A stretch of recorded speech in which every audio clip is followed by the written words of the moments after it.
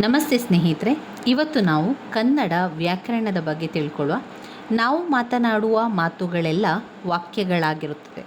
ವಾಕ್ಯಗಳು ಪದಗಳಿಂದ ಕೂಡಿರುತ್ತದೆ. ಒಂದು ಪೂರ್ಣ ಅರ್ಥವನ್ನು ಕೊಡುವಂತೆ ಸೇರಿದ ಪದಗಳ ಗುಂಪಿಗೆ ವಾಕ್ಯ ಎಂದು ಕರೆಯುತ್ತೇವೆ. ಉದಾಹರಣೆಗೆ, ಹಕ್ಕಿಯು ಮರದಿಂದ ಹಾರಿತು. ಅಪೂರ್ಣವಾದರೂ ಹೊಂದಿಕೆಯುಳ್ಳ ಅರ್ಥವನ್ನು ಕೊಡುವ ಪದಗಳ ಗುಂಪಿಗೆ ಪದ ಸಮುಚ್ಚಯ ಎಂದು ಕರೆಯುತ್ತೇವೆ. ಉದಾಹರಣೆಗೆ, ಆ ಮೇಜಿನ ಕೆಳಗೆ ಎಂದು ಹೇಳಿ ನಿಲ್ಲಿಸಿದರೆ ಏನು ಇದೆ ಎಂಬ ಪ್ರಶ್ನೆ ಹುಟ್ಟುತ್ತದೆ. ಇದು ಅರ್ಧ ಪೂರ್ಣವಾಗಲು, ಈ ಒಂದು ಅರ್ಥ ಪೂರ್ಣವಾಗಲು ಇನ್ನು ಕೆಲವು ಪದಗಳ ಸಹಾಯ ಬೇಕು. ಅರ್ಥದಲ್ಲಿ ಯಾವ ಹೊಂದಿಕೆಯೂ ಇಲ್ಲದ ಪದಗಳ ಗುಂಪು ಪದ ಸಮುಚ್ಚಯಗಳಲ್ಲ. ಉದಾಹರಣೆಗೆ, ಮೇಜು ಮನೆಗೆ, ಕುಣಿಯುತ್ತದೆ ಮರದ. ಹೀಗೆ ವಾಕ್ಯಗಳು ಪದಗಳಿಂದ ಕೂಡಿರುವ ಹಾಗೆ ಪದವು ವರ್ಣಗಳಿಂದ ಕೂಡಿರುತ್ತದೆ.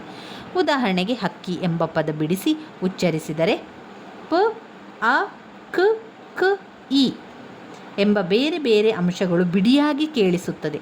ಈ ಒಂದೊಂದು ಅಂಶಕ್ಕೂ ವರ್ಣ ಎಂದು ಹೆಸರು. ಎಷ್ಟು ಪ್ರಯತ್ನಪಟ್ಟರೂ ದೂರವನ್ನು ಒಡೆದು ಇನ್ನೂ ಸಣ್ಣ ಭಾಗಗಳಾಗಿ ಮಾಡುವುದಕ್ಕೆ ಆಗುವುದಿಲ್ಲ. ಕನ್ನಡದಲ್ಲಿ ಒಟ್ಟು 49 ವರ್ಣಗಳಿವೆ. ಈ ವರ್ಣಗಳಿಗೆ ಅಕ್ಷರಗಳೆಂದು ಕರೆಯುತ್ತಾರೆ. ಅಕ್ಷರ ಎಂದರೆ ನಾಶವಿಲ್ಲದ್ದು ಎಂಬ ಅರ್ಥ ಕೂಡ ಇದೆ. ವರ್ಣಮಾಲೆಗಳಲ್ಲಿ ಅ, ಆ, ಇ, ಈ, ಉ, ಊ, ಋ, ಎ, ಐ, ಒ, ಔ ಇವಿಷ್ಟು 13 ಸ್ವರಗಳು. ಅಂ, ಅಹ ಎನ್ನುವಂತಹ ಯೋಗವಾಹಗಳು. ಇನ್ನು ಕ ದಿಂದ ಲ ತನಕ, ಕ ದಿಂದ ಮಾ ತನಕ 25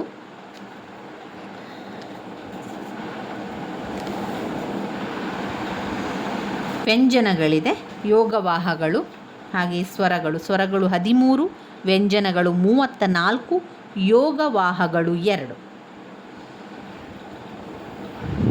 ಇದು ವರ್ಣಮಾಲೆ ಈ ರೀತಿಯಾಗಿ ವಿಂಗಡಿಸುವಂಥದ್ದು.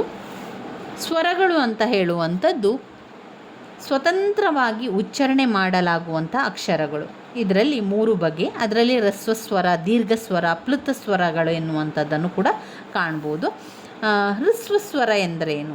ಹ್ರಸ್ವ ಎಂದರೆ ಕಡಿಮೆ ಎಂದರ್ಥ.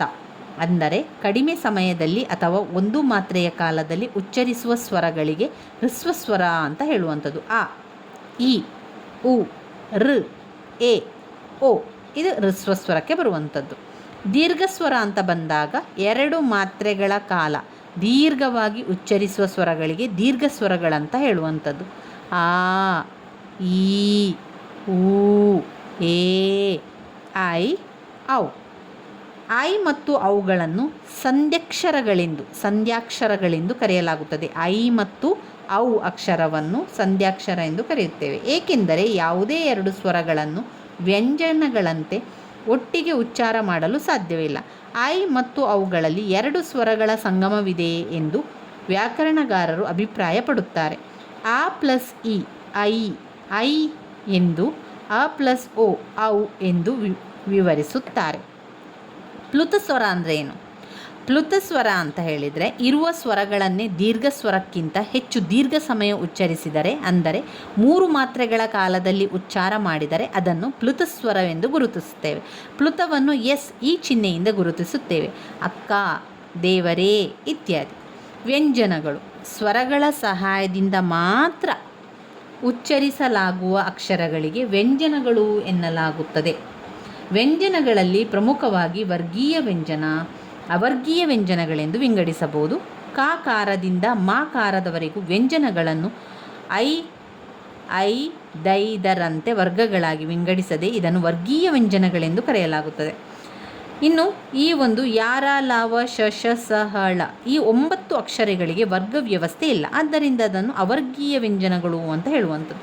ವರ್ಗೀಯ ವ್ಯಂಜನಗಳು ಇವುಗಳನ್ನು ಪ್ರಮುಖವಾಗಿ 3 ಭಾಗಗಳಾಗಿ ವಿಂಗಡಿಸಬಹುದು. ಅಲ್ಪಪ್ರಾಣ, ಮಹಾಪ್ರಾಣ, ಆನುನಾಸಿಕ ಎನ್ನುವಂಥದ್ದು. ಅಲ್ಪಪ್ರಾಣ ಅಂದರೆ ಪ್ರಾಣ ಎಂದರೆ ಉಸಿರು ಎಂದರ್ಥ. ಅಲ್ಪ ಎಂದರೆ ಕಡಿಮೆ ಎಂದರ್ಥ. ಅಂದರೆ ಕಡಿಮೆ ಉಸಿರಿನಿಂದ ಉಚ್ಚರಿಸುವ ವ್ಯಂಜನಾಕ್ಷರಗಳನ್ನು ಅಲ್ಪಪ್ರಾಣಗಳೆಂದು ಕರೆಯಲಾಗುತ್ತದೆ. ವರ್ಗದ 1ನೇ ಮತ್ತು 3ನೇ ಅಕ್ಷರಗಳು ಅಲ್ಪಪ್ರಾಣ. ಮಹಾಪ್ರಾಣ ಹೆಚ್ಚು ಉಸಿರಿನಿಂದ ಉಚ್ಚರಿಸಲ್ಪಡುವಂತಹ ವ್ಯಂಜನಗಳಿಗೆ ಮಹಾಪ್ರಾಣಗಳೆಂದು ಕರೆಯುತ್ತೇವೆ. ವರ್ಗ 2, 4ನೇ ಅಕ್ಷರಗಳು ಮಹಾಪ್ರಾಣಗಳು. ಅನುನಾಸಿಕಗಳು. ನಾಸಿಕ ಎಂದರೆ ಮೂಗು. ಅನುನಾಸಿಕ ಎಂದರೆ ಮೂಗಿನ ಸಹಾಯದಿಂದ ಉಚ್ಚರಿಸುವಂತಹ ವ್ಯಂಜನಾಕ್ಷರಗಳಿಗೆ ಅನುನಾಸಿಕಗಳೆಂದು ಕರೆಯುವರು.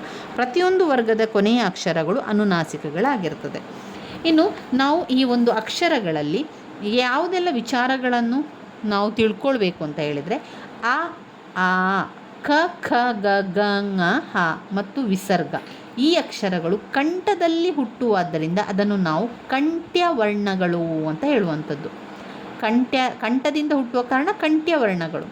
ಇನ್ನು ಈ ಚ ಛ ಜ ಜ ಞ ಇವು ತಾಲುವಿ ದವಡೆಯ ಸಹಾಯದಿಂದ ಹುಟ್ಟುವಂಥದ್ದು. ದವಡೆ ತಾಲುವಿ ತಾಲ್ವಕ್ಷರ ಅಂತ ಹೇಳುವಂಥದ್ದು. ಟ ಠ ಡ ಢ ಣ ರ ಅಕ್ಷರಗಳು ನಾಲಗೆಯ ಮೇಲ್ಭಾಗವಾದ ಮೂರ್ಧವೆಂಬುದರ ಸಹಾಯದಿಂದ ಹುಟ್ಟುತ್ತದೆ. ಅದರಿಂದ ನ್ಯಾಕ್ಷರಗಳು ಅಂತ ಹೇಳುವಂಥದ್ದು. ತ ಥ ದ ಧ ನ ಲ ಸ ಇವುಗಳು ಹಲ್ಲುಗಳ ಸಹಾಯದಿಂದ ಹುಟ್ಟುತ್ತದೆ. ಇದನ್ನು ದಂತ್ವವರ್ಣಗಳು ಅಂತ ಹೇಳುವಂಥದ್ದು. ಉ ಊ ಪ ಫ ಬ ಭ ಮ ಅಕ್ಷರಗಳು ತುಟಿಯ ಓಷ್ಠ ಸಹಾಯದಿಂದ ಹುಟ್ಟುವುದರಿಂದ ಅದನ್ನು ಓಷ್ಠ್ಯ ವರ್ಣಗಳೆಂದು ಕರೆಯುವರು. ಇನ್ನು ವರ್ಣಗಳ ನಾಸಿಕ ಮೂಗಿನ ಸಹಾಯದಿಂದ ಹುಟ್ಟುವುದರಿಂದ ಅವುಗಳನ್ನು ನಾಸಿಕ ಅಂತ ಕರೆಯುವಂಥದ್ದು. ಞ ಞ ಣ ನ ಮ ಎ ಐ ಅಕ್ಷರಗಳು ಹುಟ್ಟಲು ಕಂಠ ಮತ್ತು ತಾಲು ಅಂದರೆ ದವಡೆ, ಕಂಠ ಮತ್ತು ದವಡೆ ಸಹಾಯದ ಮೂಲಕ ಅದನ್ನು ಕಂಠ ತಾಲು ಅಕ್ಷರಗಳು ಅಂತ ಹೇಳುವಂಥದ್ದು. ಎ ಐ ಅಕ್ಷರಗಳು ಕಂಠ ಮತ್ತು ತುಟಿ ಸಹಾಯದಿಂದ ಹುಟ್ಟುತ್ತವಾದ್ದರಿಂದ ಇದನ್ನು ಕಂಠೋಷ್ಠ್ಯ ವರ್ಣಗಳೆಂದು ಹೇಳುವರು. ವ ಎಂಬ ಅಕ್ಷರವು ಹಲ್ಲು ತುಟಿಗಳೆರಡರ ಸಹಾಯದಿಂದ ಹುಟ್ಟುತ್ತವೆ. ಆದ್ದರಿಂದ ಇದನ್ನು ದಂತೋಷ್ಠ್ಯ ವರ್ಣವೆನ್ನುವರು. ಅನುಸ್ವಾರ ಇದು ಕಂಠ ಮತ್ತು ನಾಸಿಕ ಸಹಾಯದಿಂದ ಹುಟ್ಟುವುದರಿಂದ ಇದು ಕಂಠನಾಸಿಕ ವರ್ಣ ಅಂತ ಕರೆಯುವಂಥದ್ದು. ಈ ರೀತಿ ಕನ್ನಡ ಅಕ್ಷರಗಳು ಹುಟ್ಟುವ ರೀತಿಯನ್ನು ವ್ಯವಸ್ಥೆಗೊಳಿಸಿದ್ದಾರೆ. ಇದು ವರ್ಣಮಾಲೆಯ ಒಂದು ವಿಂಗಡಣೆ. ಸ್ವರಗಳು, ವ್ಯಂಜನಗಳು, ಯೋಗವಾಹಕಗಳು ಒಟ್ಟು 49 ಅಕ್ಷರಗಳಿವೆ. 49 ಅಕ್ಷರಗಳಲ್ಲಿ 13 ವ್ಯಂಜನಾಕ್ಷರ, 34 ವ್ಯಂಜನಗಳು, 13 ಸ್ವರಗಳು, 34 ವ್ಯಂಜನಗಳು, 2 ಯೋಗವಾಹಗಳು ಅಂದರೆ ನಾವು ಆಗ ಓದಿದಂತೆ ಅಂ ಮತ್ತು ಅಹ, ಅನುಸ್ವಾರ ಮತ್ತು ವಿಸರ್ಗ. ಇನ್ನು ಸ್ವರಗಳು ಬಂದಾಗ ಆದಿಂದ ಔ ತನಕ. ಅದರಲ್ಲಿ ಸ್ವರಗಳು ಬಂದಾಗ ಹ್ರಸ್ವಸ್ವರ, ದೀರ್ಘಸ್ವರ, ಪ್ಲುತಸ್ವರ ಎನ್ನುವಂತಹ 3 ಭಾಗಗಳನ್ನು ಕಾಣ್ಬೋದು. ಇನ್ನು ವ್ಯಂಜನಾಕ್ಷರಗಳಲ್ಲಿ 34 ವ್ಯಂಜನಾಕ್ಷರಗಳಲ್ಲಿ ವರ್ಗೀಯ ವ್ಯಂಜನಗಳು 25, ಅವರ್ಗೀಯ ವ್ಯಂಜನಗಳು 9, ಒಟ್ಟು 34 ವ್ಯಂಜನಾಕ್ಷರಗಳು. ವ್ಯಂಜನಾಕ್ಷರಗಳಲ್ಲಿ ಅಲ್ಪಪ್ರಾಣ, ಮಹಾಪ್ರಾಣ, ಅನುನಾಸಿಕ ಎನ್ನುವಂಥದ್ದು ಬರ್ತದೆ. ಇನ್ನು 3ನೇದು ಯೋಗವಾಹಗಳು ಅನುಸ್ವಾರ ಮತ್ತು ವಿಸರ್ಗ. ಇವಿಷ್ಟು ನಮ್ಮ ಕನ್ನಡ ವರ್ಣಮಾಲೆಯಲ್ಲಿರುವಂತಹ ವಿಂಗಡಣೆಗಳಾಗಿದೆ ಸ್ನೇಹಿತರೆ. ಇನ್ನು ಇದರಲ್ಲಿ ನಾವು ಓದೋದಾದರೆ ತುಂಬಾ ವಿಚಾರಗಳಿದೆ. ಬೇರೆ ಬೇರೆ ಇದರಲ್ಲಿ ಗ್ರಾಮರ್ಗಳು ಅಂದರೆ ವ್ಯಾಕರಣಾಂಶಗಳನ್ನು ನೋಡ್ಬೋದು. ಅವರ್ಗೀಯ ವ್ಯಂಜನಗಳಿಗೆ ಯಾವ ವಿಂಗಡಣೆ ಕೂಡ ಇಲ್ಲ ಅಂತ ಹೇಳಿದ್ದಾರೆ. ಯೋಗವಾಹಗಳು ಅಂದರೆ ಯೋಗ ಎಂಬ ಪದದ ಅರ್ಥ ಸಂಬಂಧ, ವಾ ಎಂಬ ಪದದ ಅರ್ಥ ಹೊಂದಿರುವಂಥದ್ದು ಅಂದರೆ ಅಂ ಮತ್ತು ಅಹ. ಅನುಸ್ವಾರ ಮತ್ತು ವಿಸರ್ಗ, ರಂಬೆ, ಪಂಪ, ದುಃಖ, ಅಂತಃಕರಣ. ಗುಣಿತಾಕ್ಷರಗಳು ವ್ಯಂಜನಗಳಿಗೆ ಸ್ವರಗಳು ಸೇರಿ ವಿಭಿನ್ನ ಅಕ್ಷರಗಳು ರೂಪುಗೊಂಡಾಗ ಅದಕ್ಕೆ ಗುಣಿತಾಕ್ಷರ ಅಂತ ಕರೆಯುವಂಥದ್ದು. ವ್ಯಂಜನಗಳ ಮೊದಲ ಅಕ್ಷರ ಕಾರವಾಗಿದ್ದು ಅದನ್ನು ಪ್ರತಿನಿಧಿಕವಾಗಿ ಇಟ್ಟುಕೊಂಡು ಗುಣಿತ ಎಂದು ಕರೆಯಲಾಗುವಂಥದ್ದು. ಇಲ್ಲಿ ಗುಣಿತಾಕ್ಷರಗಳಿದೆ ನೋಡಿ. ಗುಣಿತಾಕ್ಷರಗಳ ಒಂದು ಅಕ್ಷರಗಳು, ವರ್ಗ, ಸ್ವರಗಳು, ಗುಣಿತಗಳ ಹೆಸರು, ಆಮೇಲೆ ಗುಣಿತಾಕ್ಷರಗಳನ್ನು ಕೂಡ ಕೊಟ್ಟಿದ್ದಾರೆ. ಕ ಕ, ಕಿ ಕಿ, ಕು ಕು, ಕೃ, ಕೆ ಕೆ, ಕೈ, ಕೋ ಕೋ, ಕೌ, ಕಂ ಕಹ ಇದು ಗುಣಿತಾಕ್ಷರಗಳಲ್ಲಿ ಬರುವಂಥದ್ದು.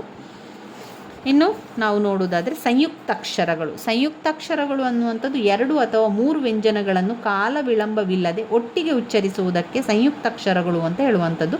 ಸಂಯುಕ್ತಾಕ್ಷರಗಳಲ್ಲಿ 2 ವಿಧ. ಒಂದು ಸಜಾತಿಯ ಸಂಯುಕ್ತಾಕ್ಷರ ಮತ್ತು ವಿಜಾತಿಯ ಸಂಯುಕ್ತಾಕ್ಷರಗಳು. ಸಜಾತಿಯ ಸಂಯುಕ್ತಾಕ್ಷರಗಳಲ್ಲಿ ಒಂದೇ ವ್ಯಂಜನವನ್ನು 2 ಬಾರಿ ಒಟ್ಟಿಗೆ ಉಚ್ಚರಿಸಿದರೆ ಅದನ್ನು ಸಜಾತಿಯ ಸಂಯುಕ್ತಾಕ್ಷರ ಅಂತ ಹೇಳುವಂಥದ್ದು. ಇದನ್ನು ದ್ವಿತ್ವ ಎಂದು ಕರೆಯಲಾಗುತ್ತದೆ.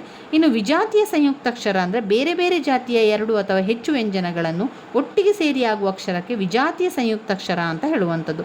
ವಸ್ತ್ರ, ಜ್ಞಾನ, ವ ಪ್ಲಸ್ ವ, ಆ ಪ್ಲಸ್ ಸ ಪ್ಲಸ್ ತ ಪ್ಲಸ್ ರ ಪ್ಲಸ್ ಅ ಸಂಯುಕ್ತ ಅಕ್ಷರಗಳು. ಇನ್ನು ಬರುವಂಥದ್ದು ನಾಮಪದ ಪ್ರಕರಣಗಳು. ಇನ್ನು ಮುಂದಿನ ವಿಡಿಯೋದಲ್ಲಿ ನಾವು ನಾಮಪದಗಳ ಬಗ್ಗೆ ತಿಳ್ಕೊಳ್ಳೋ ಸ್ನೇಹಿತರೆ. ನನ್ನ ವಿಡಿಯೋಸ್ ಎಲ್ಲ ನಿಮಗೆ ಇಷ್ಟ ಆಗಿದ್ದರೆ ಲೈಕ್ ಕೊಡಿ, ಶೇರ್ ಮಾಡಿ, ಸಬ್ಸ್ಕ್ರೈಬ್ ಮಾಡಲಿಕ್ಕೆ ಮರಿಬೇಡಿ. ಧನ್ಯವಾದಗಳು.